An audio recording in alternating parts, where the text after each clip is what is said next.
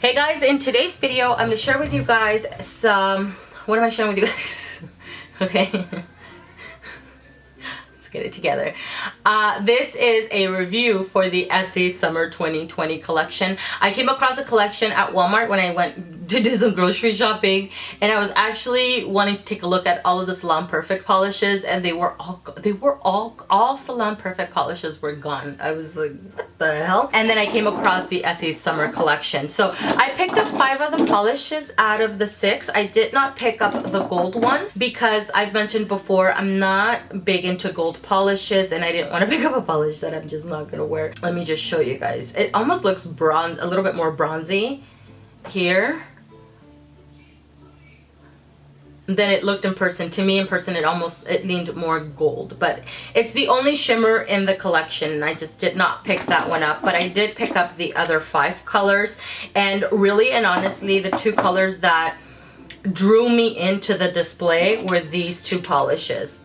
So this turquoise one and this tan looking one. All right, so let's get on into it. Let's start with, let's say, Soak Up the Sun. Soak Up the Sun is described as a creamy and radiant coral. It's almost like if it was a very like a muted coral, a very light coral, a very light muted coral, and a creamsicle color came together. I feel like this is the result of that. But I see more orange in this than I see coral. I actually just did my hot red polishes and I included some coral polishes within, and you can see the huge difference. Really good formula. All of these polishes for me, it's got opaque at 2 to 3 coats. The nails where I don't have ridges, I was able to get opaque in 2 coats with the exception of one polish that I'll mention in just a little bit. But the nails where I had ridges, I did require that additional coat. So I'm gonna say 2 to 3 coats on all of these polishes, but the formula on all of them is really good. This one in particular does dry a little bit darker than what I see in the bottle, and it dries glossy. Bustling Bazaar is the turquoise polish in the collection.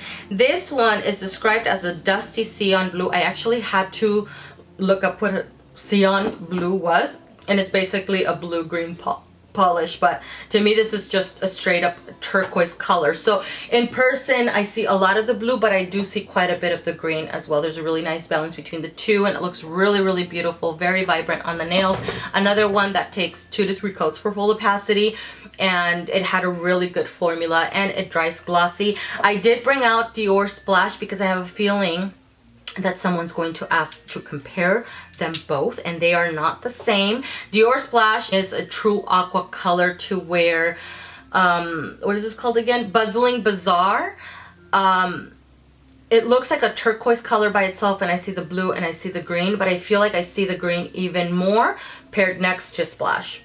Spice It Up is the red in the collection, and this one is described as a bold and burnt red, and highly agree. This seems to have a little bit of brown in it. It's kind of a mix, I feel like, between a burnt red and a brick red. Really good formula. Once again, this is the one that for me does require 3 solid coats.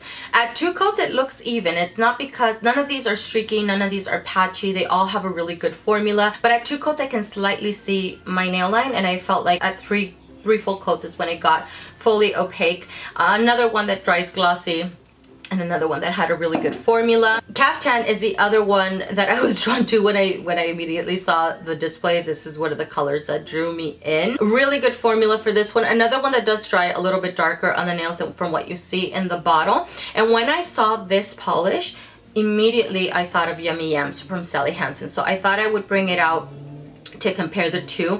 They are similar, but they are not the same. Yummy Yams from Sally Hansen, which is a polish that is no longer available, leans more yellow and almost even like more like a mustard next to Kaftan. And Kaftan next to Yummy Yams, it brings out the red in Kaftan, I feel like.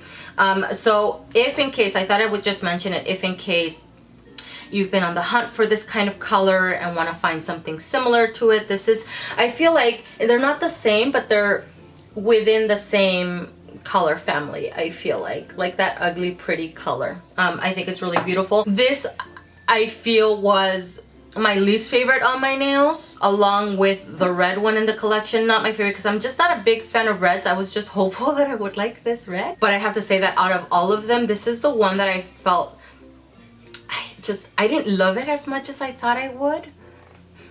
So what I'm gonna do is because I've only swatched it, I do want to wear it as a full-on manicure and see how I feel about it then. And then if for some reason I'm not a fan of it during the summer because I do get a little bit darker, I am going to leave it for the fall and winter and see how I feel about it then, because my skin lightens up a little bit and I feel like polishes sometimes that don't compliment me during the summer, they tend to compliment me a little bit better during the fall and winter times. So just thought I would mention that. So 2 to 3 coats again for full opacity, and another one that dries glossy. And the last one in the collection is Worth the Tassel, another one that has a cream formula, another one that dries glossy. I feel like I'm being very repetitive because this is another one that takes 2 to 3 coats for full opacity. In their description, they just call this as a playful purple, which doesn't really say anything. So it's a warm leaning purple. So this one I brought out, Do You Lilac It from OPI. I actually just picked this polish up. It was part of a deal at CVS where you buy one get one free within the OPI collection. So this is the free polish that I got. And if you have Do You Lilac It, I don't feel like you have a need for Worth the Tassel, because they are pretty much identical. I think if anything, and depending on how the light hits it, because when I put them this way, Do You Lilac It from OPI is just a hair darker in tone.